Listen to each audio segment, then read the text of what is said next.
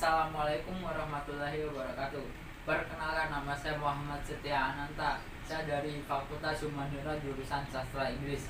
Untuk memenuhi tugas sejarah peradaban agama Islam, saya akan menjelaskan sedikit tentang suku-suku bangsa Arab yang saya ketahui. Pertama adalah suku Bahra. Lokasinya ada di sini. Suku Bahra adalah suku yang mendiami lembah Efrat tengah di sekitar Rusafa selama akhir era Bizantium atau Kekaisaran Romawi di abad pertengahan, dan kemudian pindah ke wilayah Homs di Suriah Tengah selama era Islam. Konsensus umumnya adalah bahwa Bahra milik Qudaa, sebuah konferensi suku Arab dengan akar Yaman. Meskipun sebagian kecil sumber pendapatan mereka sebagai bagian dari kelompok suku Yaman lainnya, ada sedikit catatan tentang suku Bahra di era pra-Islam. Tapi jelas bahwa mereka adalah bagian dari federasi suku Arab bergaya Ghassanid dan Kaisar Bizantium di Kurun Syria. Bani Hofatan adalah suku kuno besar di utara Madinah. Jika kita lihat, Madinah letaknya ada di sini. Nah, di utaranya pas adalah Bani Hofatan. Mereka muncul dari suku Bani Abs dan Aksa dan Bani Tibyaan. Mereka adalah salah satu suku Arab yang berinteraksi dengan Nabi Muhammad.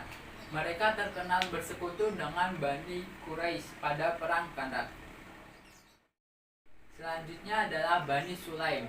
Bani Sulaim adalah suku Arab yang mendominasi sebagian besar dari Hijaz di era pra-Islam. Mereka memelihara hubungan dekat dengan kaum Quraisy di Mekah dan penduduk Madinah, dan bertempur dalam sejumlah pertempuran melawan Nabi Islam Muhammad.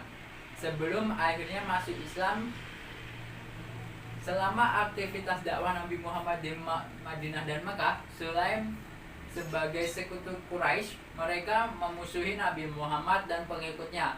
Pengecualian di antara suku adalah Syafwan ibnu Munta'al, seorang anggota dakwah di Madinah yang menjadi sahabat Rasulullah. Sebagian besar Sulaim murtad Islam karena kekhalifahan Abu Bakar. Adalah suku Quraisy. Siapa sih yang nggak kenal sama suku Quraisy? Ya benar, suku Quraisy atau nama lainnya Fihr merupakan leluhur Nabi Muhammad. Suku Quraisy pada umumnya adalah kaum pedagang atau perantara. Ketika musim panas, suku Quraisy pergi berdagang ke Syam, sedangkan saat musim dingin dia pergi berdagang ke Yaman. Suku Quraisy pada saat itu terkenal dengan sifat kekacauan, susah dikendalikan, terpecah belah antar sukunya dan saling bermusuhan. Quraisy menjadi suku terkemuka di Mekah sejak sebelum kelahiran Nabi Muhammad, dan pada dasarnya sudah menguasai kota Mekah. Namun, semenjak kedatangan Nabi Muhammad, suku Quraisy menjadi lebih terkenal lagi. Suku ini terbelah menjadi beberapa klan, masing-masing klan bertanggung jawab yang berbeda-beda atas kota Mekah dan Ka'bah. Terjadi rivalitas antar klan dan makin meruncing selama Nabi Muhammad hidup. Kemudian pemimpin klan tersebut tidak menyukai klaim Nabi Muhammad sebagai kenabiannya dan mencoba menghentikan dengan menekan pemimpin Bani Hashim saat itu. Banyak pula dari klan tersebut yang menghukum pengikut Nabi Muhammad seperti melakukan boikot. Hal ini menyebabkan keluarnya pemerintahan hijrah dari Mekah dan kemudian ke Madinah. Setelah penaklukan kota Mekah pada tahun 630, Nabi Muhammad memaafkan orang-orang Quraisy yang sebelumnya menekan dan memusuhinya. Kemudian terjadi setelah meninggalnya Nabi Muhammad, rivalitas klan meningkat, terutama siapa yang berhak menjadi khalifah, dan yang menyebabkan terjadi perpisahan Sunni dan Syiah. Bani Al-Harits bin Fihr adalah salah satu klan cabang dari suku Quraisy. Letaknya ada di sini. Nama klan ini berasal dari nama Harits bin Fihr bin Malik, yaitu tokoh asal yang menurunkan klan ini. Bani Al-Harits termasuk dalam kelompok Quraisy pinggiran atau Quraisy Al-Zawahir, yaitu klan-klan suku Quraisy yang menetap di wilayah-wilayah pinggiran kota Mekah. Selanjutnya adalah Bani Kinanah. Bani Kinanah adalah salah satu kabilah besar Arab yang menetap di Hijaz. pada awal pra-Islam. Wak-wak Bani Kinanah menetap di sekitar kota Mekah sejak dari Kinanah di barat daya perbatasan dengan Bani Huzail hingga timur laut berbatasan dengan Bani Asad bin Huzaimah. Pada awal penyebaran agama Islam, Bani Kinanah diperkirakan turut bergabung dalam pasukan-pasukan yang dibentuk Umar bin Khattab dan tersebar di berbagai wilayah kekhalifahan. Dan diantaranya banyak pindah ke Mesir terutama pada abad ke-6. Sehingga Mesir pun mendapat julukan Ard Kinanah, yaitu tanah suku Kinanah. Selanjutnya adalah Bani Azad. Adalah salah satu kabilah Arab besar dan ternama pada awal penyebaran agama Islam. Bani Azad hijrah dari tempat asalnya dari Yaman dan menyebar ke berbagai jazirah Arab. Setelah peristiwa runtuhnya bendungan Maghrib, kelompok-kelompok Bani Azad yang berpindah tersebut kemudian terpecah menjadi banyak suku. Di antara ada Bani Ghazan yang menetap di Syam, Bani Aus, Bani Khazraj di Madinah, dan Bani Khuza'ah di Mekah. Azad Uman di Oman, serta Azad Sarah dan Azad Zanu'ah di Yaman.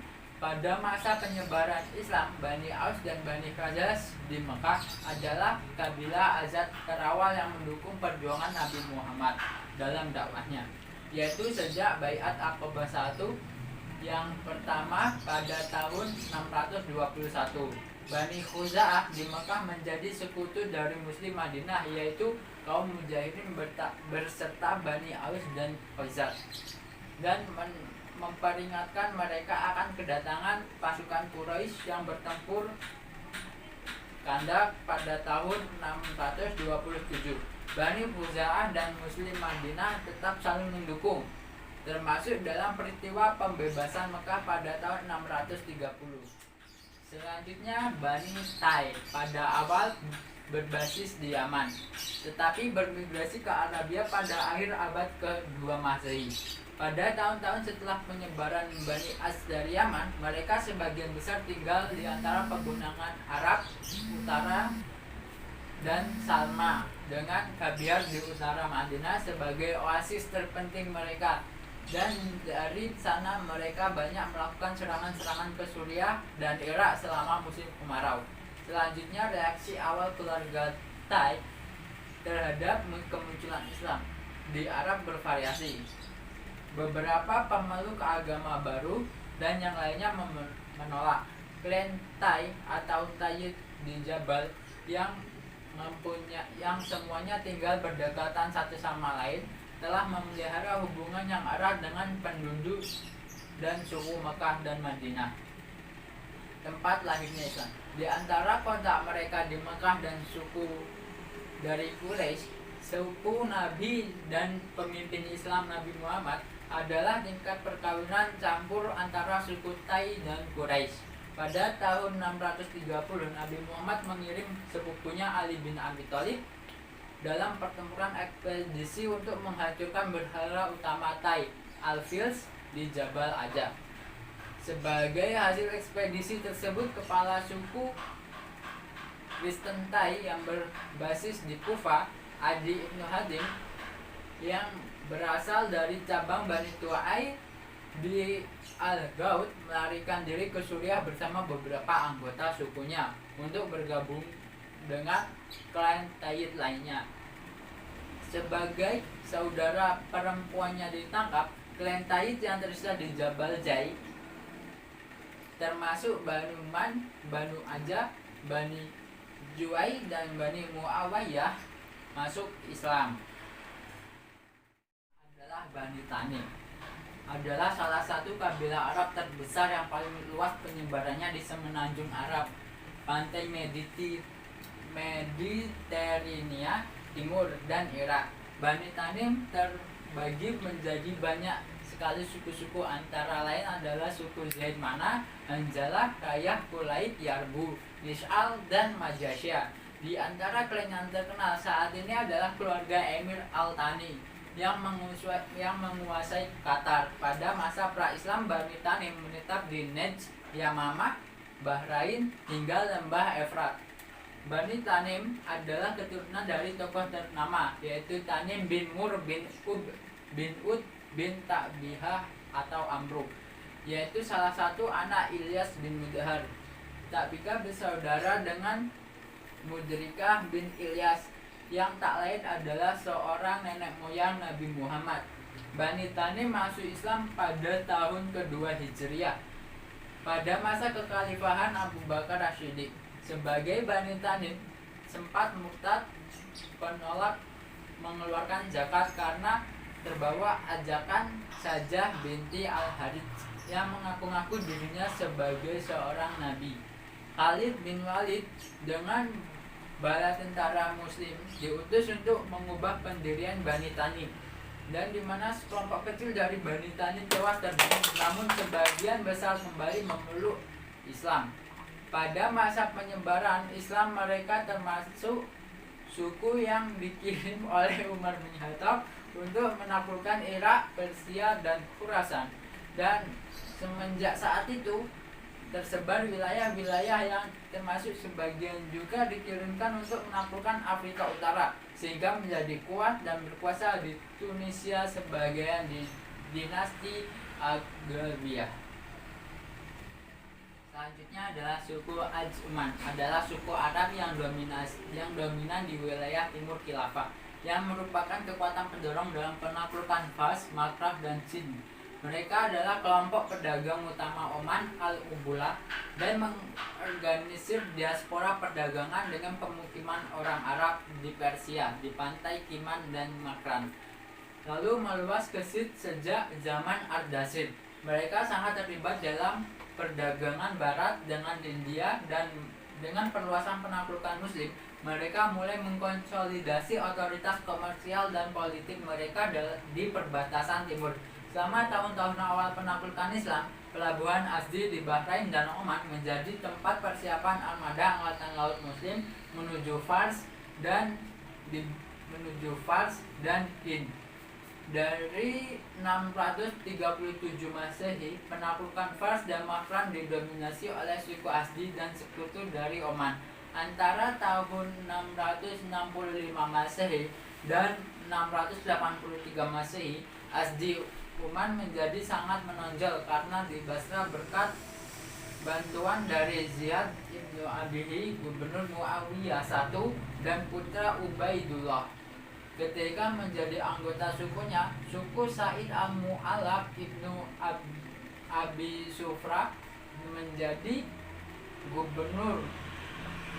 Pengaruh dan kekayaan mereka meningkat saat dia memperluas menaklukkan muslim di Makrah dan Sind, di mana begitu banyak Asdi lainnya menetap. Setelah kematiannya pada tahun 702, mereka kehilangan cengkramannya kekuasaan dengan naiknya Al-Hajjaj ibnu Yusuf sebagai gubernur Irak. Al-Hajjaj menjalankan kebiasaan sistematis untuk menghancurkan kekuasaan Umayyah.